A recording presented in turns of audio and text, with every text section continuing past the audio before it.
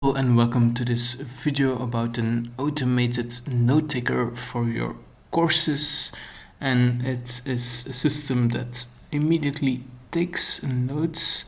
And what is great about this is that you can even ask it to focus on certain aspects. For example, if you want to get more information, you can say, okay, I'm confused, and then the system will mark these points on time so you can always easily go back to them later on.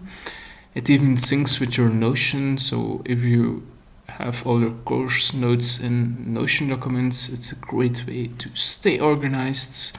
And from there you can even get information about homeworks and assignments allocated and synced in your workflow. And I think it's really convenient for people that want to listen to the professor instead of taking notes all the time, but you still want to make sure that you have gathered all the information that has been discussed during the course. And the system makes sure that you don't have to ask a friend for their notes, but you can just use silent type to get the notes you need before the exam. And the great thing is that you can even get started for free. So I think silent type can definitely improve the way you study and make you perform better and get even great results at the end of the day.